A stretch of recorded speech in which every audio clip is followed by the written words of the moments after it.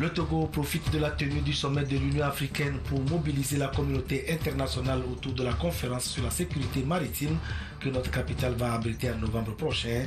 Une délégation togolaise a fait le déplacement de Johannesburg pour la circonstance. Affrontement intercommunautaire à Gando dans la préfecture de Loti.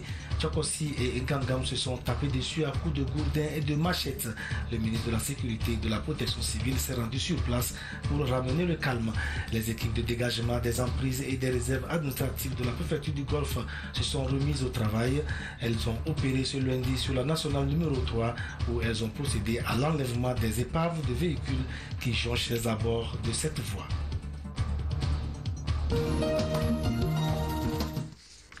Bonsoir et bienvenue dans cette édition, le 25e sommet des chefs d'État et de gouvernement de l'Union africaine de Johannesburg.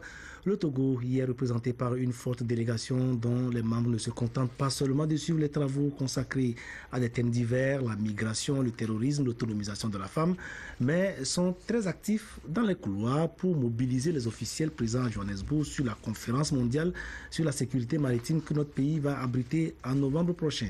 Aimé Abalo. En marge du 25e sommet des chefs d'État et de gouvernement de l'Union africaine qui se tient en Afrique du Sud, le Togo, représenté par son ministre des Affaires étrangères, multiplie les contacts pour accentuer les préparatifs de la prochaine conférence de l'Union qu'accueille Lomé du 2 au 7 novembre et consacrée à la sécurité maritime et au développement en Afrique.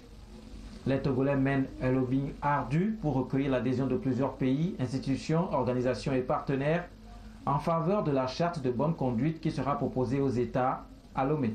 Bien que le sommet porte sur l'autonomisation des femmes, le Togo a pendant toute cette semaine beaucoup plus travaillé pour préparer le sommet extraordinaire des chefs d'État et de gouvernement de l'Union africaine à Lomé. Donc comme vous le saviez, ce sommet porte sur le thème de la sécurité maritime et du développement. Nous avons une charte que nous voulons qu'elle soit adoptée, qui est la charte de Lomé sur la sécurité maritime.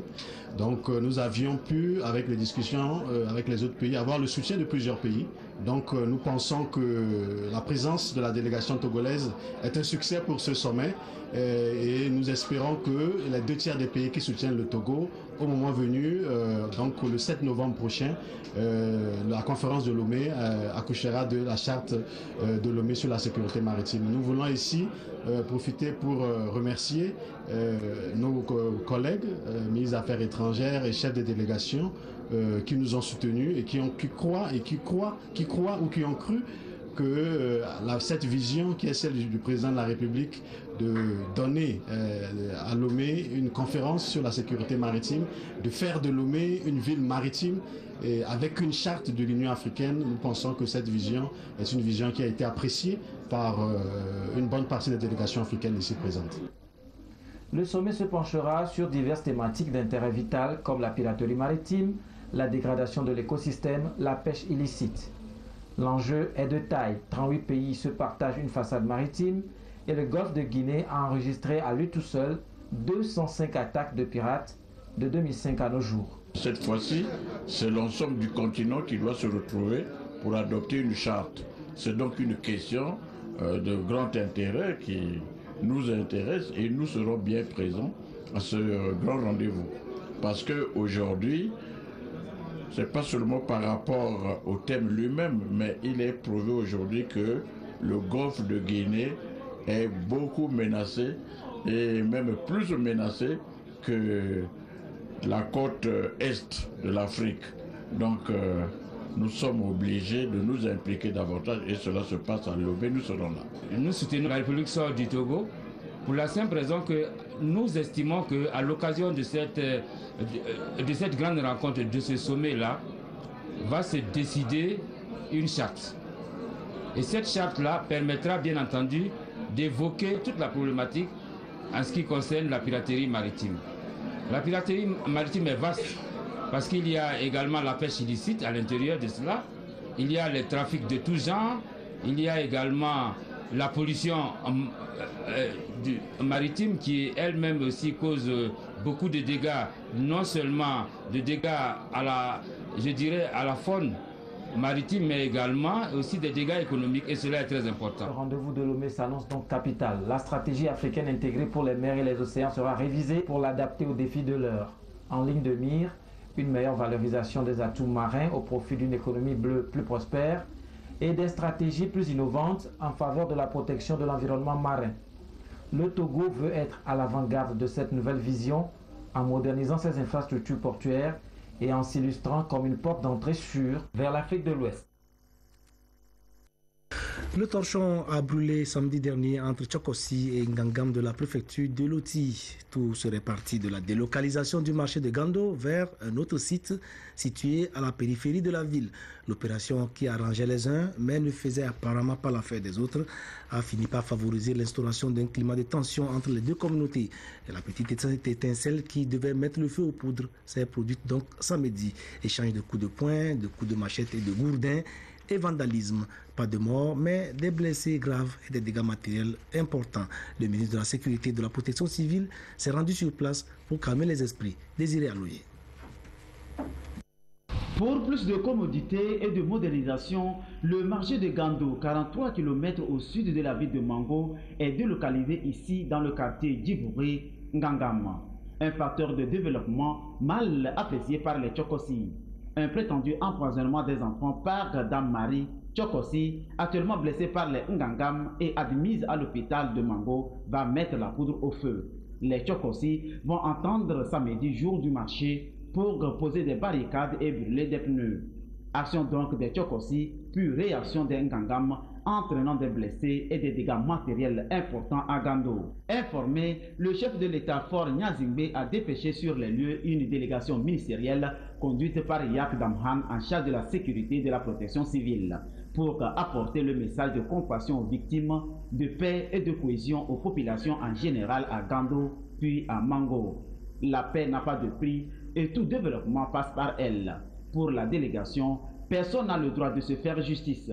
Il faut toujours recourir à la loi pour régler tout problème. Le dialogue doit primer et ce qui doit préoccuper tous les fils et filles de Gando, c'est la question du développement. L'insécurité n'arrange personne. Ce qu'il faut retenir, c'est l'appel au calme. Le chef de l'État nous a dépêché pour dire à la population de Gando, il n'y a pas de raison de s'affronter. C'est des communautés qui vivent depuis des siècles, qui se marient entre elles. Il n'y a pas de raison pour rien du tout que les jeunes s'affrontent. Donc je tiens à remercier ceux qui nous ont appuyés dans cette mission d'apaisement. Il y a le président Nachaba et l'honorable député, le ministre Brim.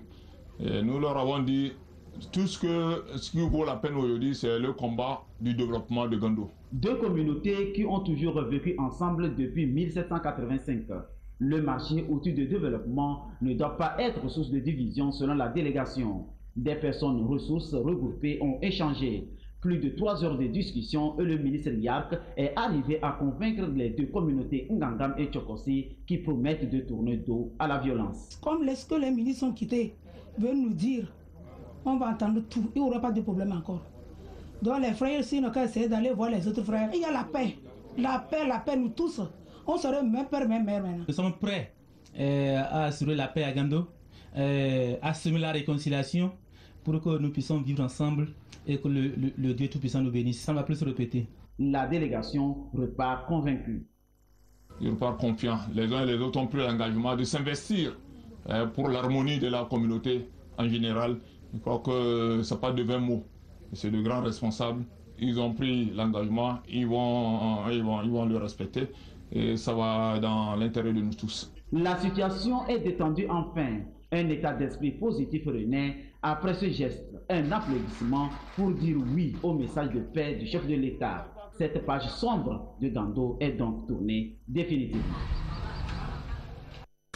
Bientôt, un plan national de mise en œuvre de la résolution 1540 du Conseil de sécurité des Nations Unies au Togo. Des experts togolais et ceux du comité 1540 de l'ONU y travaillent dans le cadre d'un atelier. La résolution 1540 vise à prévenir ou à mettre un terme à la prolifération des armes nucléaires, chimiques et biologiques dans le monde.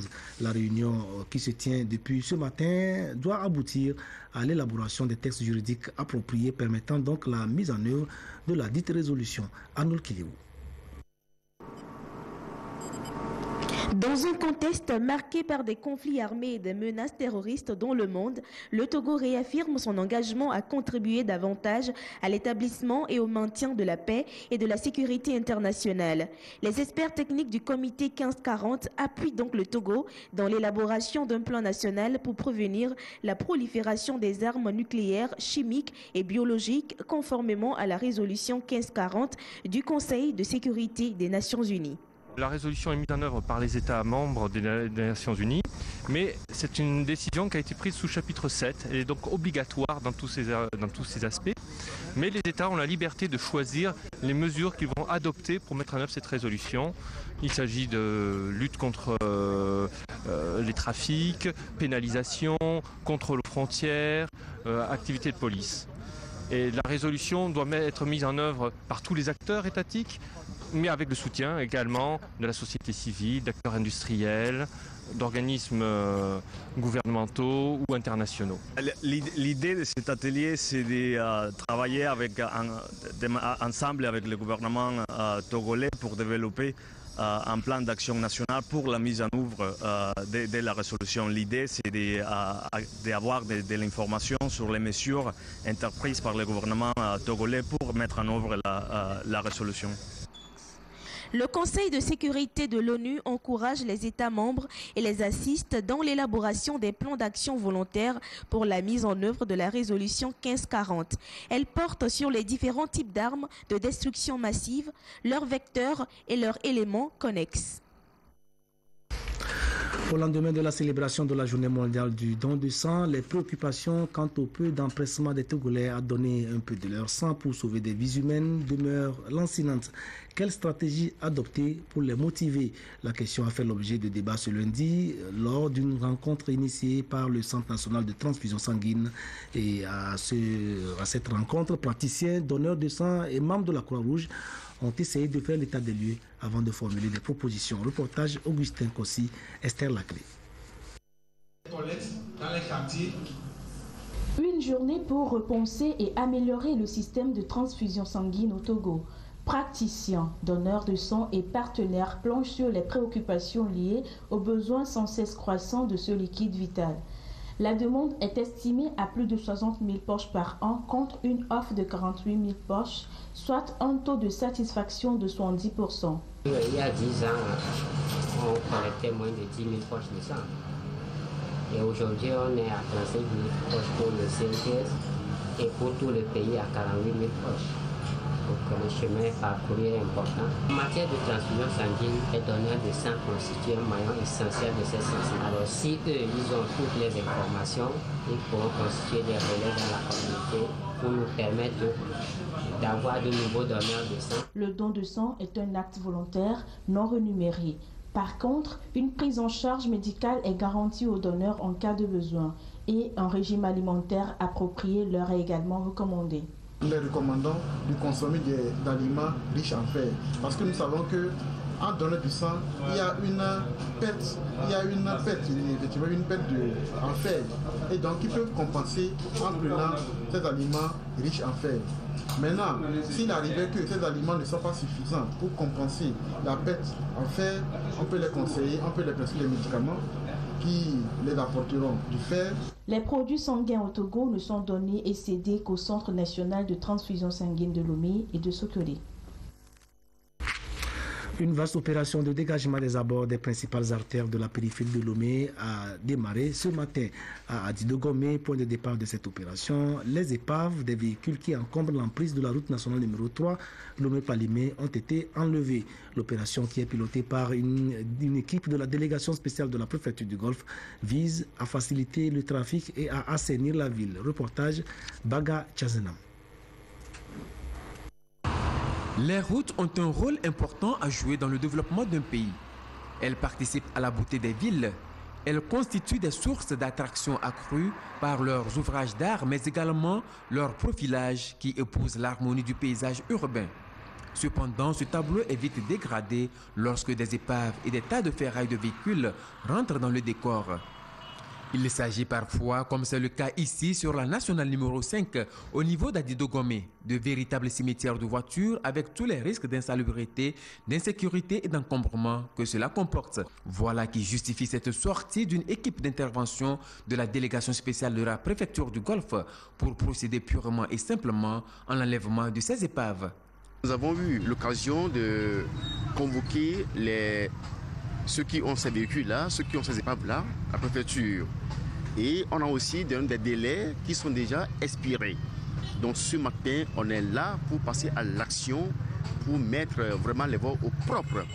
Parce qu'on a besoin d'une ville propre, d'une ville saine, et on n'a pas le droit de salir les voies qui sont pour nous tous. Et nous demandons par cette occasion à tous ceux qui font ces activités de chercher des endroits appropriés pour libérer les voies publiques.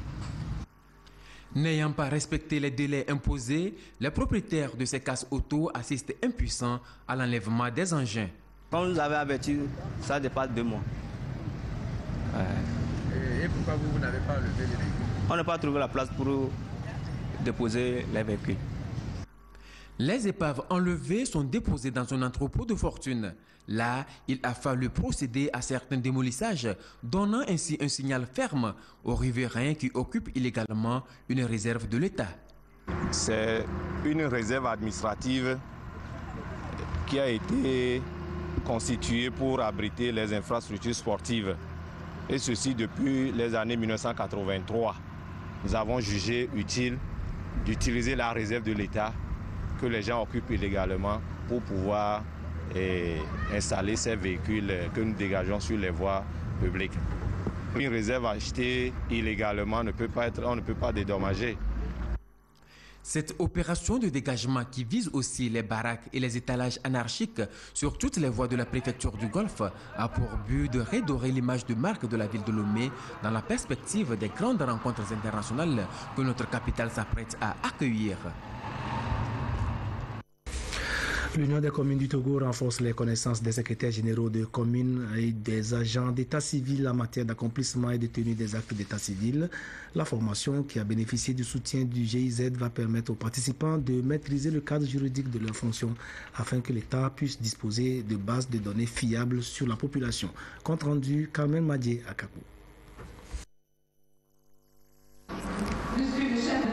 L'état civil est un régime qui appelle à matérialiser et authentifier les faits civils fondamentaux relatifs à l'être humain, naissance, mariage, décès. C'est donc un service de proximité très utile fourni par les collectivités locales. L'État togolais a justement mis en place depuis 2007 un cadre juridique plus approprié pour faciliter le travail dans ce domaine. Secrétaires généraux, agents d'état civil et gestionnaires de l'administration communale s'approprient alors les nouvelles approches et c'est pour bien évidemment donner les bonnes informations aux populations. Les experts chargés de cet encadrement vont passer et à tour de rôle pour expliquer à ceux qui le font déjà ce que c'est que l'état civil, l'importance à accorder au service de l'état civil et comment tenir les fichiers et la conformité à observer, comment répondre aux exigences de ceux qui viennent faire la déclaration et comment être en règle même avec l'État qui demande ces fichiers-là. 3 communes du Togo ont été retenues pour cette formation. Tchévié, Sokodé et Palimé. Les échanges vont essentiellement porter sur les mécanismes et la planification des services d'état civil. La formation a reçu l'appui financier du programme allemand de décentralisation et bonne gouvernance piloté par le Deutsche Gesellschaft für internationale Zusammenarbeit GIZ. Les structures régionales de la délégation à l'organisation du secteur informel sont à pied d'œuvre pour sensibiliser et informer les commerçants, artisans et agriculteurs du fonctionnement des mutuelles initiées à leur profit par la DOSI. Ce week-end, la DOSI Région Centrale a tenu à Sokodé une réunion pour échanger avec ses interlocuteurs sur les conditions à remplir pour être éligibles à l'une des mutuelles créées à leur intention et des avantages qu'ils pourront en tirer. Voyons le reportage de Lamarck Bodjouna. Du projet Le concept de mutuelle initié par la délégation à l'organisation du secteur informel d'OSI pour accompagner par catégorie d'activité les acteurs opérant dans l'informel devient une réalité dans la région centrale. Cette réunion d'information et de sensibilisation des commerçants, artisans et agriculteurs de la région centrale s'inscrit dans cette dynamique. La DOSI, depuis un certain temps, a initié un concept de mutuelle et a lancé officiellement ces mutuelles. Et donc, en tant que représentation régionale, nous avons voulu porter l'information, sinon sensibiliser ces acteurs du secteur informel, le bien fondé de ces mutuelles. Pourquoi ces mutuelles? Quels sont les services et les offres de ces mutuelles? Et nous avons aussi profité à cette rencontre pour les sensibiliser aussi par rapport aux produits FNFI. Et nous avons aussi profité de cette occasion, puisque notre objectif, c'est d'organiser le secteur informel et de le faire transiter du secteur informel vers le formel. Et nous avons associé à nos côtés la CCIT, qui leur a parlé aussi des formalités à leur niveau et quels sont les avantages de cette formalisation. L'ambition de la DOSI est d'apporter sa contribution aux efforts que le gouvernement déploie pour lutter contre la précarité. L'enjeu est d'ériger progressivement des remparts contre la vulnérabilité de l'emploi. Si l'information se confirme, le monde comptera un grand chef terroriste de moins. Mokhtar Belmokhtar, l'un des leaders djihadistes les plus cruels, aurait été tué lors de frappes effectuées par l'aviation américaine. Donné mort à plusieurs reprises, Mokhtar Belmokhtar, surnommé le Borgne, sévit dans le nord du continent africain, notamment dans le Sahel et le sud libyen, à la tête d'un groupe terroriste spécialisé dans les kidnappings d'occidentaux et les attentats suicides. De Libye, Mokhtar Belmokhtar, dit Le Borgne, a été tué par une frappe américaine. C'est ce qu'a annoncé hier soir le gouvernement libyen. Washington reconnaît que le chef djihadiste a bien été la cible d'un raid dans la nuit de samedi à dimanche, mais ne confirme pas pour l'instant sa mort. Un responsable du gouvernement libyen a précisé que la frappe avait eu lieu à Ajdabiya, à 160 km à l'ouest de Benghazi, dans une ferme où Belmokhtar tenait une réunion avec d'autres chefs de groupes terroristes. Si l'information est avérée, elle marquera la fin d'une longue traque contre l'ex-chef d'AQMI, Al-Qaïda au Maghreb islamique. Connu aussi sous le nom de Monsieur Malboro, cet Algérien de 43 ans, trafiquant de cocaïne à ses heures, avait créé fin 2012 son propre groupe de combattants, les Signataires par le sang. C'est en leur nom qu'il avait revendiqué en janvier 2013 l'attaque sanglante et la prise d'otages massive sur le site gazier d'In Amenas dans le Sahara algérien. Attaque qui s'était soldée par la mort de 37 étrangers, un Algérien et 29 ravisseurs. Il y a un mois, Mokhtar Belmokhtar avait démenti son allégeance à l'État islamique et rappelé son attachement à Al-Qaïda. Demain sera célébrée la journée de l'enfant africain, une journée célébrée chaque 16 juin sur notre continent. Celle de cette année sera consacrée à la sensibilisation de l'opinion sur les mariages et les grossesses précoces chez les adolescentes en milieu scolaire et extrascolaire, comme le précise la ministre de l'Action sociale, de la promotion de la femme et de l'alphabétisation dans le message de circonstances qu'elle a délivré ce lundi et que nous résume Clarisse Atticlé. La problématique des mariages et des grossesses précoces retient particulièrement l'attention à l'occasion de la 25e journée de l'enfant africain. 39%, c'est le taux des enfants qui se marient en Afrique subsaharienne. Et au Togo, sur 100 filles de 15 à 19 ans, environ 17 ont déjà donné naissance ou porté une grossesse. Les grossesses chez les enfants de moins de 15 ans sont aussi enregistrées avec des variations selon les régions et les préfectures, compromettant ainsi l'avenir de ces filles mineures. Les conséquences des mariages et des grossesses précoces sont désastreuses aussi bien pour les enfants victimes que pour leurs familles et la nation tout entière.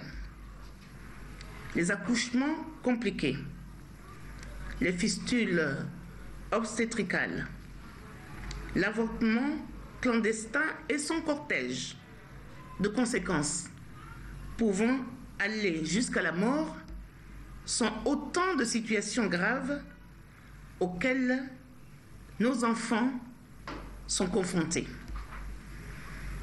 Ces mariages et grossesses précoces compromettent la scolarisation et l'apprentissage des filles, limitant ainsi leur capacité à se prendre en charge dans le futur.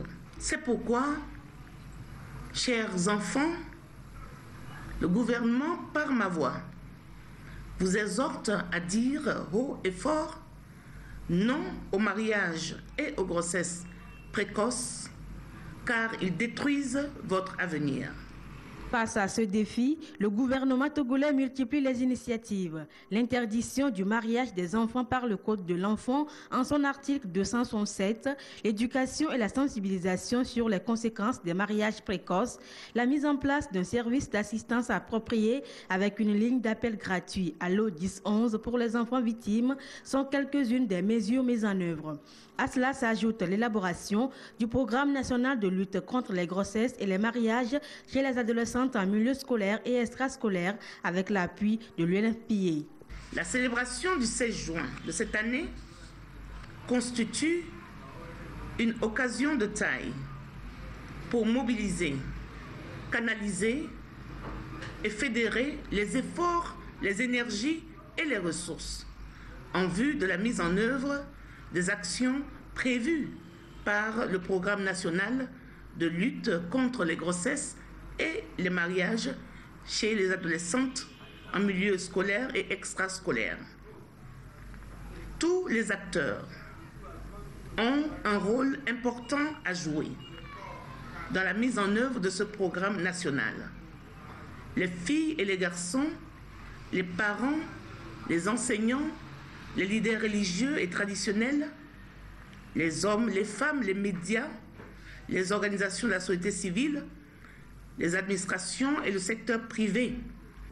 En lien avec le thème de la Commission de l'Union africaine, 25 ans après l'adoption de la Charte africaine des droits et du bien-être de l'enfant, accélérons les efforts pour éliminer les mariages des enfants en Afrique. Il sera lancé ce 16 juin une grande campagne pour mettre fin au mariage des enfants. Sport, le 5e championnat militaire et paramilitaire de pentathlon démarré mardi dernier au camp général Améi de Kara s'est achevé samedi. Pendant 5 jours, les athlètes des différentes unités se sont affrontés dans 4 épreuves au lieu de 5 comme le prévoit cette discipline. Nestor Mouzou nous donne une vue d'ensemble de ce qui s'est passé tout au long de cette compétition.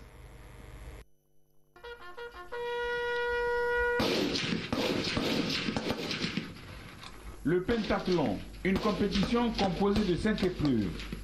Pour ce 5e championnat militaire et paramilitaire, 4 épreuves ont été disputées. Le tir, le lancer de grenades, le parcours du combattant et le cross-country. La natation est la discipline mise de côté. Le pentathlon est d'abord un sport individuel avant d'être une compétition d'équipe. Au tir, ce qui est recherché est l'adresse, la précision. Au lancer de grenades, les munitions utilisées sont celles qui sont inertes. 2 paramètres entrent en ligne de compte dans la notation, à savoir la puissance et la précision. Du côté du PC, parcours du combattant, l'épreuve se déroule sur un circuit de 500 mètres. Mais sur le trajet, l'athlète a en face de lui 20 obstacles. Au cours de ce 5e championnat, le meilleur temps au PC des éditions précédentes, qui est de 2 minutes 45 secondes, a été battu. Le nouveau record est de 2 minutes 44 secondes. Il a été établi par Abalo Kabissa de la Gendarmerie nationale. Au niveau du cross-country, l'épreuve se déroule sur 8 km. La particularité ici, c'est que le départ est individuel. Chaque athlète est seul face au chronomètre. Au pentathlon, 6 athlètes forment une équipe. Et ce sont les performances des 4 meilleurs qui sont retenues pour le classement par équipe. En définitive, le pentathlon constitue une préparation du soldat au combat. Les différents prix ont été attribués aux athlètes qui se sont illustrés au cours de ce championnat militaire et paramilitaire de pentathlon. C'était au cours d'une cérémonie marquant la fin de la compétition. Nous retrouvons Nestor Mouzou. Les unités ont été engagées dans le 5e championnat militaire et paramilitaire de pentathlon. À l'heure du bilan, le commandant du régiment parachutiste commando du camp général Amélie de Kara, le colonel Pacha Sogoyo, s'est félicité de la mobilisation qu'a connue l'événement. Il a remercié tous ceux qui ont contribué au succès de cette 5e édition que le RPC a eu l'honneur d'abriter. Les mêmes remerciements ont été réitérés par le chef d'état-major de l'armée de terre qui a présidé ce championnat. Je voudrais saisir cette opportunité pour rendre un vibrant hommage au chef de l'État, chef des armées, pour l'attention toute particulière qu'il accorde au sport togolais en général et aux compétitions militaires et paramilitaires en particulier. Au bout de ces 5 jours de compétition, le constat est concluant, aussi bien sur le plan de l'organisation de l'événement que des objectifs visés. En dépit du temps de préparation relativement court, les performances sont à la hauteur de nos attentes. Au-delà de cette évaluation quantitative, il faut relever que ce rendez-vous sportif a servi de ferment à la cohésion de notre outil de défense et de sécurité. Au classement individuel, au tir, Abo Bacho du RCGP a ravi la première place. La deuxième est occupée par Yao Atiogbe du corps des sapeurs-pompiers et la troisième par Tafamba Wadjak Babou du 3e RI. Au PC, Abalo Kabissi de la gendarmerie est le meilleur. Il est suivi de Koku Afevi Wotou du corps des sapeurs-pompiers. 3 athlètes se partagent la 3e place. Il s'agit de Okante Kankre du 1er BIR, Salifou Kalao du 3e RI et de Pataou Sanda Kamzimne du 3e RI également. Pour le lancer de grenade, Hezoué Ouyaguda du 1er RI a été classé premier. Mawakwe Hainga du corps des gardiens de préfecture et Pierre Balotaba du 2e RI sont respectivement 2e et 3e. Au niveau du cross-country, le classement est le suivant. Palakim Kolon RPC 1er, Pierre Balotaba 2e RI 2e, Chindi Kolani 1er BIR 3e. Pidani Plazi du RCGP vient en tête au classement individuel général. Abalo Kabissi et Gbandi Labodja, tous deux de la gendarmerie, sont 2e et 3e. Par équipe, la 3e place est revenue au 3e RI et la 2e au RCGP. C'est la gendarmerie qui a remporté cette 5e édition du pentathlon, succédant au RPC. Le RPC qui a été gratifié de la coupe de l'organisation. À Lomé, après leur victoire hier sur le Libéria en match comptant pour les éliminatoires de la CAN 2017, c'est au stade municipal que les éperviers et leurs supporters se sont retrouvés pour les réjouissances. C'est à l'occasion d'un concert géant organisé par la Fondation Cheikh Emmanuel Adebayor pour collecter des fonds pour des œuvres caritatives. De nombreuses stars de la chanson africaine et togolaise se sont succédées sur le podium pour égayer le public. Rachel Aoukou. Ils ont fait nombreux le déplacement du stade Omnisport de Lomé pour non seulement soutenir les couches vulnérables, mais aussi célébrer la victoire des éperviers du Togo. La fête était grandiose, une euphorie totale. Les Togolais ont exprimé leur joie et fierté. La soirée a été agrémentée en son et en danse par la crème des artistes togolais.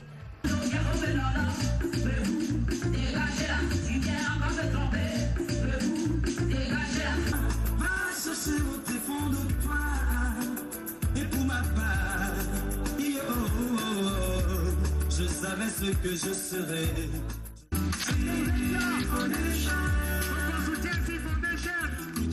Parce que si Fondation, c'est l'avenir de demain. C'est l'avenir de demain, si Fondation.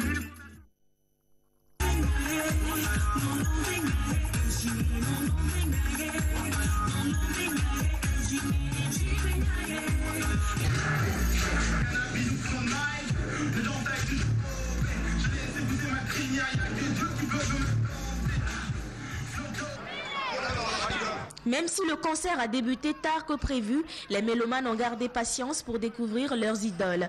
D'abord, les éperviers du Togo. Serge Beno et ses danseurs de la Côte d'Ivoire.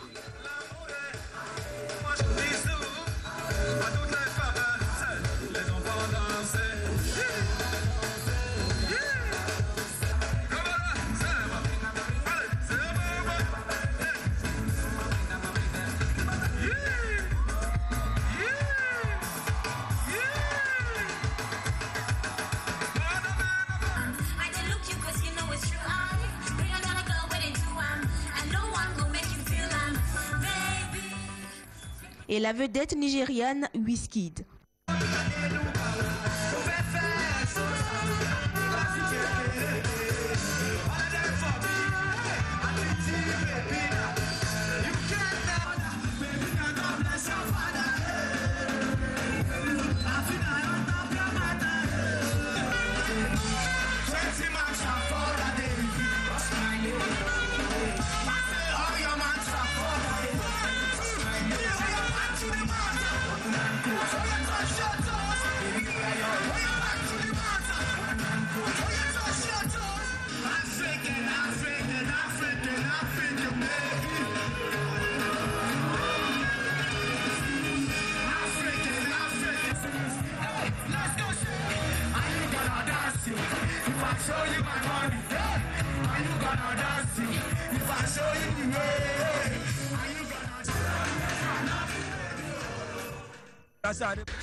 Tout sur le match Togo-Libéria dans le magazine des sports que vous présentera ce soir Alfred Kolani. Ce sera dans une demi-heure environ.